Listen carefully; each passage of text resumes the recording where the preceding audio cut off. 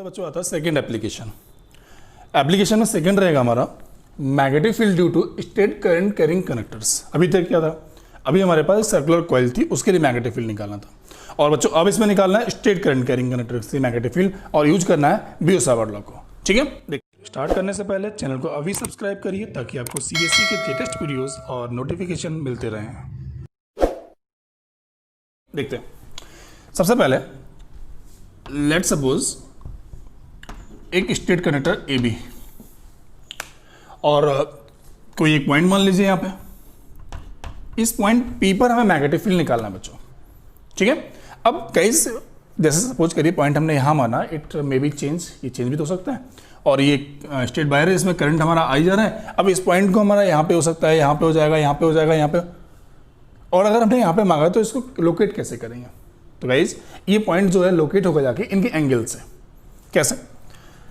इस पॉइंट से इसका एंगल और ये एंगल, सेंटर डिस्टेंस मान लिया हमने यहाँ से आर है, सेंटर पॉइंट से O, centre point of the A B, और यहाँ से पॉइंट जो पी है वहाँ से डिस्टेंस ये आर मान लिया।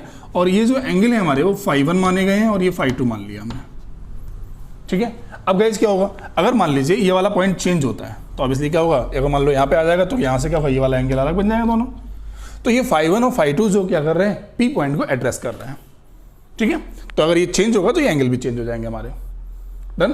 तो गिवन में हमारे पास क्या है, एक स्टेट कंडक्टर्स जिसमें करंट आई फ्लो हो रहा है, एक point P where magnetic field have to be determines and P is from point A is angle φ1 and is point B make up angle φ2।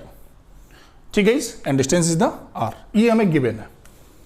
अब गाइज इस वायर से, इस कनेक्टर से, स्टेट कनेक्टर से इस पॉइंट पी पर कितना मैग्नेटिक फील्ड बनेगा इसको फाइंड करना है और यूज करना है बियो-सावर्ट लॉ को। और गाइज बियो-सावर्ट लॉ क्या होता है? बियो-सावर्ट लॉ होता है फ्रॉम बियो-सावर्ट लॉ क्या होता है बच्चों, dv equal to mu naught upon 4 pi I D L sine theta over R square.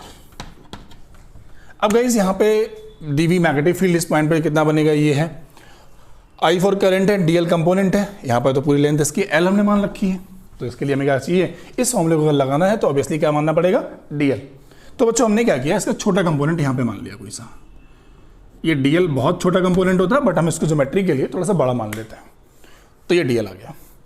ठीक है, अब dl जो है, dl से डिस्टेंस जो होती है ये r होती है। भाई बियो-सावर्ट लॉ पढ़ा, उसमें क्या था, यहाँ से ये पॉइंट p पे एंगल थीटा होता है और ये डिस्टेंस जो थी वो r थी, ये dl कंपोनेंट मानते थे हम वहाँ पे, उसके लिए रूल है। अब इसको अप्लाई करना तो ऑब्वियसली dl तो हमने मान लिया स्मॉल कंपोनेंट्स। अब वहाँ से p पॉइंट जहाँ मैग्नेटिक फील्ड निकालना वो डिस्टेंस कौन सी होती है, r।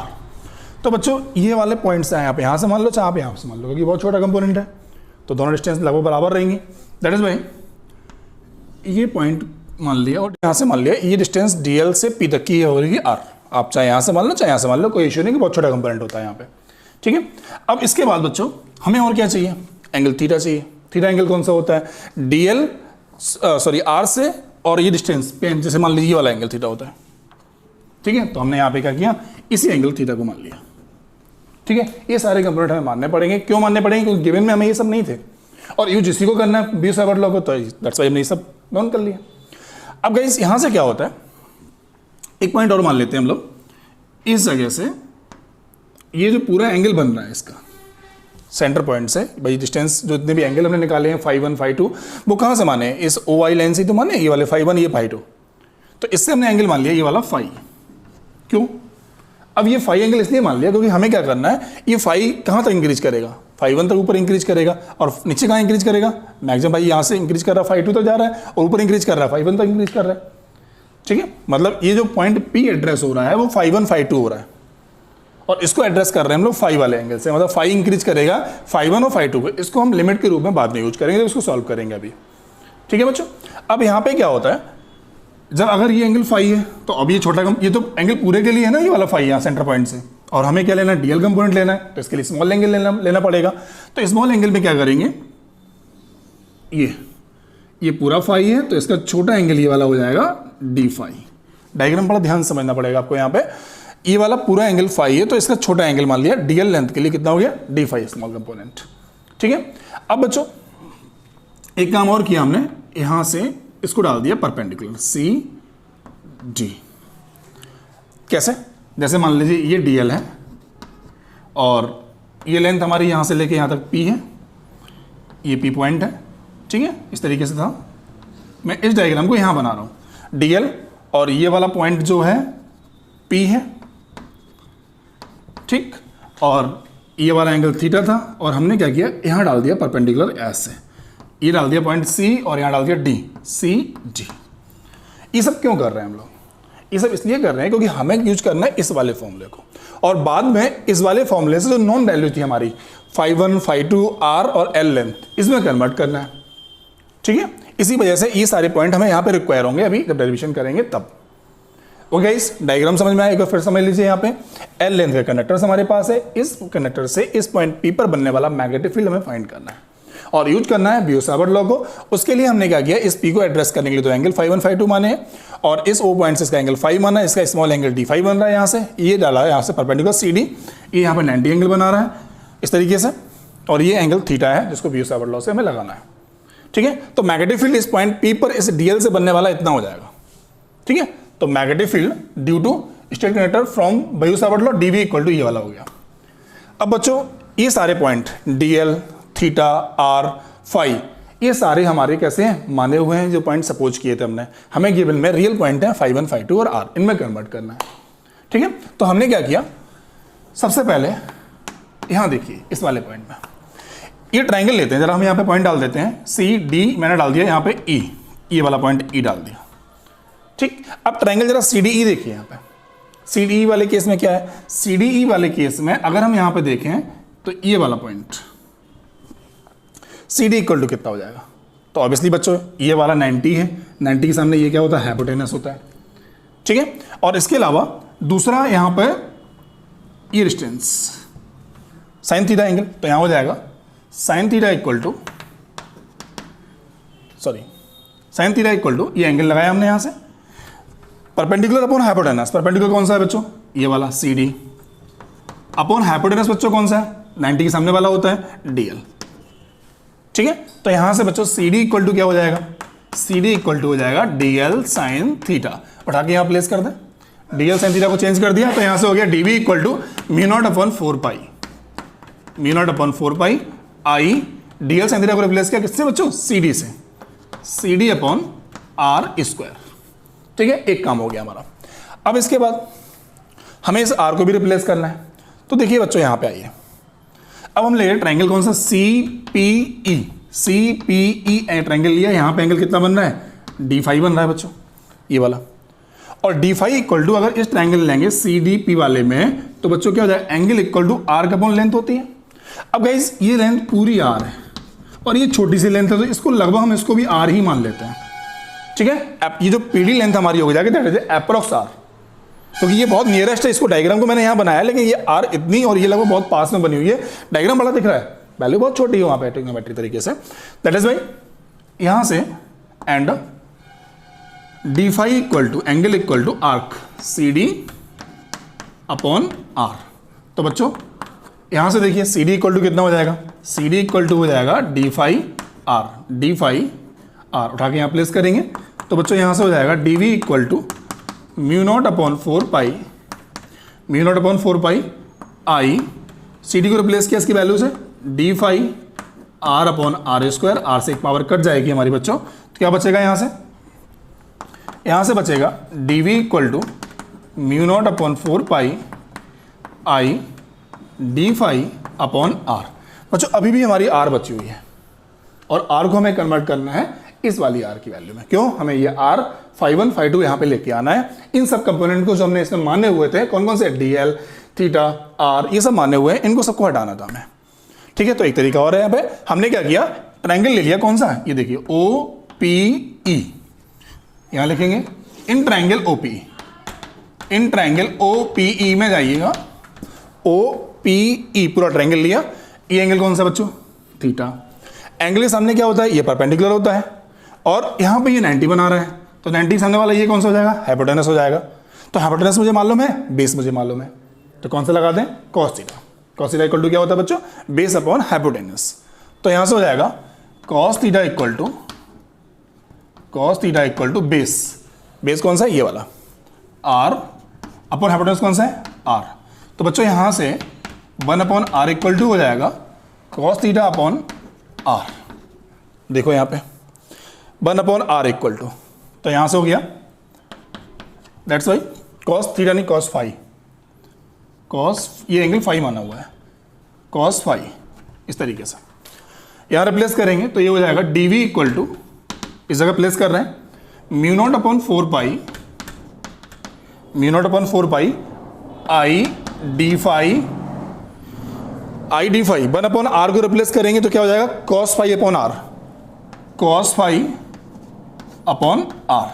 ये आ गया मैग्नेटिक फील्ड एक पॉइंट पर इस जगह पर, किसकी वजह से, डीएल से बनने वाला, और सारे नॉन कंपोनेंट हमारे इसमें है, कौन कौन से, D phi, cos phi, R phi, ठीक है, और यही एंगल हमें यहां पे चाहिए था, ठीक। अब प्रॉब्लम यहां पे है डीएल नहीं चाहिए, हमें तो पूरे भी निकालना है यहां पे, और जब ऐसी कंडीशन आती है तो बच्चों क्या करना पड़ता है हमें, वहां पे हमें करना पड़ता है इंटीग्रेशन, ठीक है। तो यहां पे क्या हो जाएगा बच्चों, इसको मैं रब कर देना, कोई यूज नहीं है इसका। यहां पे पूरा इंटीग्रेशन पूरा निकालना, तो integrate both side, integrate both side. अब इंटीग्रेट जो करते हैं उसकी लिमिट होती है, जहां पे डी फाई लगा, जिसके साथ डी लगा होता है उसकी लिमिट लगानी होती है बच्चों। तो यहां पे फाई की एंगल, डी फाई लिखा हुआ है, एंगल की लिमिट, और एंगल मैंने बताया था अभी स्टार्टिंग करने से पहले कि भाई जो एंगल है हमारा, जो फाई कहां तक जा रहा है, ऊपर जा रहा है फाई 1 तक, नीचे जा रहा है फाई 2 तक। अब गाइस एक एक्सिस है हमारे पास, ऊपर फाई 1 एंगल है और नीचे जो एंगल बनता है वो फाई 2 है, तो नीचे वाला तो नेगेटिव रहेगा, ऊपर वाला पॉजिटिव रहेगा, समझे। ऊपर वाला जो एंगल है, ऊपर एक्सिस से आप जाते हैं तो प्लस का होता है, डाउन जाते हैं तो कौन सा होता है, माइनस का होता है। तो इसका मतलब बच्चों जो एंगल लिमिट है हमारी कितनी रहेगी, -φ2 से फाई तक, फाई 1 तक, ठीक है। Integrate both side with angle limit, angle limit यहां ट्रिक है बच्चों, φ1 टू सॉरी -φ2, नीचे से बड़ा, छोटी लिमिट पहले लिखते हैं हम लोग, -φ2 टू φ1, -φ2 से लेके φ1 तक की जो है ये एंगल की लिमिट है। ये फाई हमारा ऊपर और नीचे इतना इंक्रीज करेगा, ठीक है। तो यहां हो जाएगा integration dv equal to mu naught upon 4 pi I D phi, cos phi में पहले प्लेस कर लेना, cos phi D phi upon R, और यहां इंटीग्रेशन -φ2 से लेके φ1 तक की लिमिट, ठीक है। इंटीग्रेशन ऑफ db क्या हो जाएगा बच्चों, पूरा b हो जाएगा। यहां पर देखिए mu naught upon 4 pi I upon R constant है, ये बाहर आ जाएगा, तो यहां हो जाएगा mu naught upon 4 pi I upon R, ये आ गया बाहर, और इंटीग्रेशन हो गया -φ2 से φ1 कॉस फाई का, ठीक है। अब क्या होता है यहां से, b इक्वल टू, यहां पे limit, integration of cos phi क्या होता है बच्चों, इंटीग्रेशन ऑफ कॉस फाई होता है साइन फाई। तो यहां हो जाएगा mu naught upon 4 pi I upon R, और integration of cos phi sine phi होगा जाके, इस केस में क्या हो जाएगा बच्चों, इस केस में हो जाएगा साइन फाई, और लिमिट हमारी यहां प्लेस कर देंगे -φ2 से φ1। अब क्या होता है इंटीग्रेशन में, upper limit minus lower limit, तो यहां से हो जाएगा b equal to mu naught upon 4 pi I upon R sine upper limit minus और साइन -φ2, और साइन माइनस एंगल क्या होता है, प्लस, तो मैं यहां डायरेक्टली प्लस कर दे रहा हूं, प्लस साइन φ2। तो बच्चों ये निकल आया हमारा magnetic field at point P due to a straight current carrying conductors, ठीक है। अब आता है इसमें स्पेशल केस। स्पेशल केस में क्या होगा बच्चों, देखिए जैसे ये पॉइंट P है, ये चेंज हो सकता है, मान लिया स्पेशल वाले केस में मैं यहां नोट कर रहा हूं,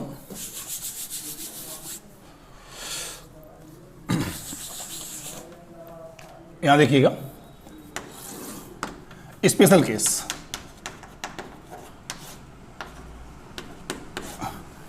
ये वाला पॉइंट है सब उठ के यहां पे आ गया, नियरेस्ट टू ए पॉइंट आ गया, एक केस में मानेंगे नियरेस्ट टू बी पॉइंट आ जाएगा। अब बच्चों अगर मान लो ये वाला पॉइंट घूम के हमारा यहां पे आ गया इस जगह पे, तो क्या होगा, यहां से एंगल कितना बनेगा इसका, ए पॉइंट से ये वाला एंगल सीधा हो जाएगा 90, ए बी पॉइंट से यहाँ पे लगभग नियरेस्ट पॉइंट चला जाएगा, मतलब ए के बहुत पास है और बी से बहुत दूर चला गया। उस केस में इसका एंगल बन जाएगा 0 और ये वाला बन जाएगा 90। और 0 कौन सा है, ए वाला एंगल कौन सा है, ∅1 है, और ∅2 कितना हो गया 90। और मान लीजिए बच्चों ये वाला पॉइंट जो P है वो यहाँ पे आ गया, तो क्या होगा, ये अप्रॉक्स 90 बनेगा, बहुत पास में आ गया तो अप्रॉक्स 90।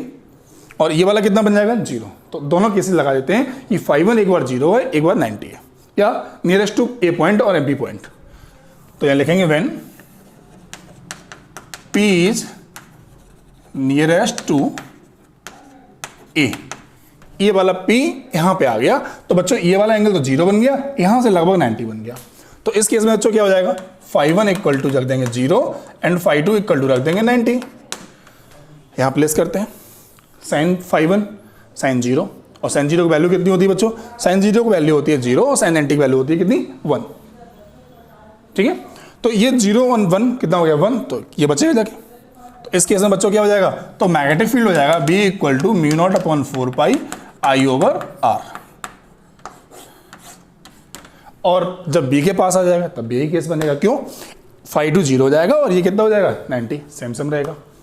एक पॉइंट और बन सकता था, इस P को इसके पास ले आए तो यहां से भी 90 बनेगा और यहां से भी 90 बनेगा।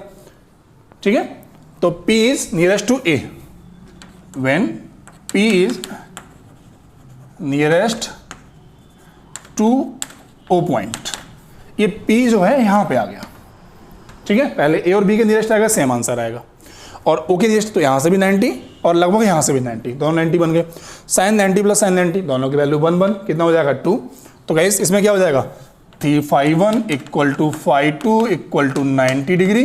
इस केस में हो जाएगा B इक्वल टू μ0/4 I/R, और यहां से 2 तो 2 I/R डबल। या ये भी कह सकते हैं कि जब यहां पर आएगा तो डबल हो जाएगा मैग्नेटिक फील्ड और इन दोनों पॉइंट्स में हाफ रह जाता है, इस तरीके से।